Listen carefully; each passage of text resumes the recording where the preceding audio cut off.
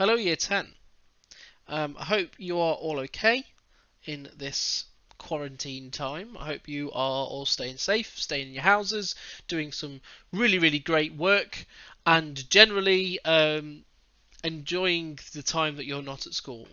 I know that some people are finding it quite difficult, but I want to try and make everything as clear as possible, and from a history point of view, make sure that you know what you should be up to and what we kind of expect while you're not at school.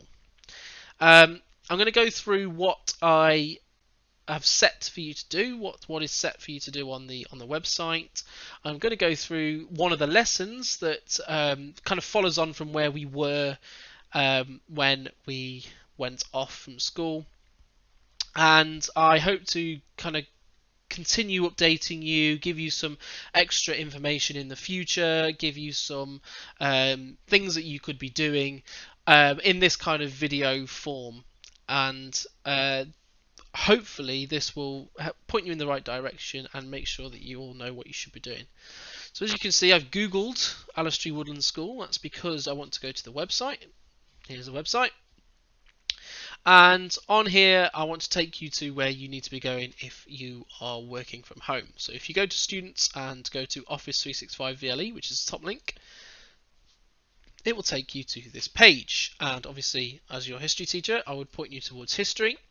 You are in year 10, so click year 10. And Germany is our next topic. So if you go into Germany, it puts you on this page.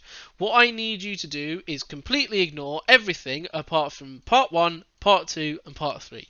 They're the only ones that I want you to take any notice of, because they're the ones that me and some of the other teachers have set for you specifically. Other teachers have set other things, but these are the ones that you need for my group.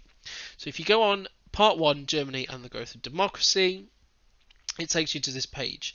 Now, if you were here for our last lessons, then lesson 1 and 2 are the lessons that we did at school. So the stuff, the research lessons that we did with the map and what the Kaiser did and the issues that he's facing, that's all stuff that we did. So you don't need to do that if you've already done it.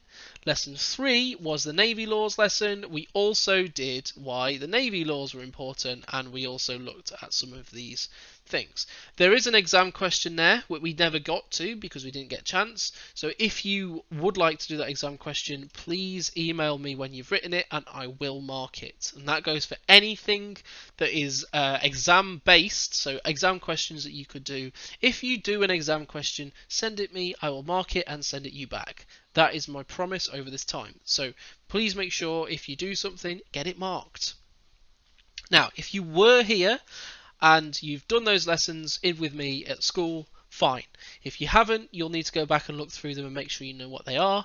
But I'm going to concentrate more on lesson 4 for today. Lesson 4 is the impact of World War I on Germany, and this is an important lesson that you need to do. We kind of touched upon what happened in World War I and how World War I started. In last lesson, you don't need to know lots of details about World War I. The most important thing is the impact of it. So this is the lesson that I would like you to do, and I'm going to walk you through it and make sure you know what to do. So I've downloaded it. Here it is. I'm going to enable the editing so I can show you the slideshow. I'm not going to put it in slideshow mode because then I can just flick through it and it's fine.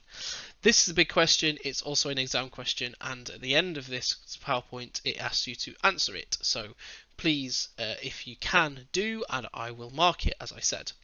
Now that's the PowerPoint. The other things are there to help you when you are doing the tasks in the PowerPoint. So first task of this PowerPoint is, what ways can war impact on ordinary Germans? That's something from your brain. How can war impact people? That's the question. We would have filled that in together ourselves. And also exam technique. 8-mark answers. Okay, how many paragraphs should an 8-mark answer be? That's correct. It should be 2. Always divide the number by 4, and that tells you how many paragraphs you should write. So you need to have, if you're going to answer this question, 2 paragraphs that have a PEEL structure. Point, evidence, explanation, link back to the question. That means that you're going to need some information for it. So once you've had a think about that, The task is here. Using page 12 to 13, record the social, political and economic impacts of World War I on Germany. And you're going, oh, I don't have a textbook at home. And you're exactly right. So head back to the VLE page, and if you see here information from textbook, there's a PDF file there. If you open that, it's here. This is page 12, this is page 13. That's all the information you need. So using this information here, fill in a table like this. 3 columns: political impacts, social impacts, economic impacts. I would do that on a piece of A4 paper at home. You can do it on the PowerPoint if you like, but there's not a lot of space. Make sure you do that, and if you want to make sure that you'll know what you're talking about, pick one impact from the column and explain how this would affect people in Germany as well.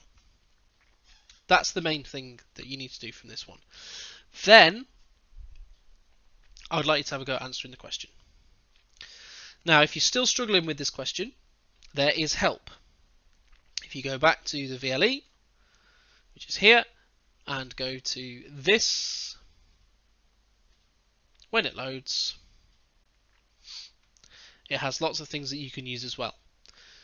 Don't forget, PEEL, point, evidence, explanation, link. Always link it back to the question when you've done your PEE paragraph, and it shows the examiner that you know what you're talking about. So I'd like you to have a go at answering that answer, and if you do, this can help you as well get the highest marks possible. If you show that this has happened in your exam question, then I can't dock marks off you. So read through this as well, and that will help. That's the thing I will use to mark it, and that's really it. It should take you around about an hour, maybe 40 to 45 minutes, because I'm not doing lots of talking at the beginning of the lesson.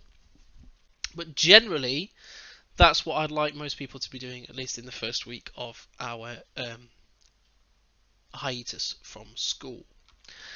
I will make more of these videos, and I will talk you through more of the things in the VLE. Some of these lessons will need much more explanation and much more of a guided kind of help from me. But most of it should be pretty self-explanatory, especially if you check the extra documents that are in there to help you. If you have any specific issues, please email me. Please let me know, or contact me on Teams. Teams, which is over here, let me just get out of there, is something that you can use that will tell you information that I'm going to set. I'm going to post this video on Teams, but it also will give you lots of help from other people if you post questions in here. Anyone can see it, anyone can answer. As you can see, Josh has already answered some very interesting things. Mia's already asked me a question, so there's lots of things that you can get access to that will help you. If it's something you don't want to post to everyone though, please email me and I will get back to you. I hope you're all doing okay. Year 10, please stay safe, and apart from that, thank you for getting through this video and having the commitment to doing this work at home by yourselves. Thank you.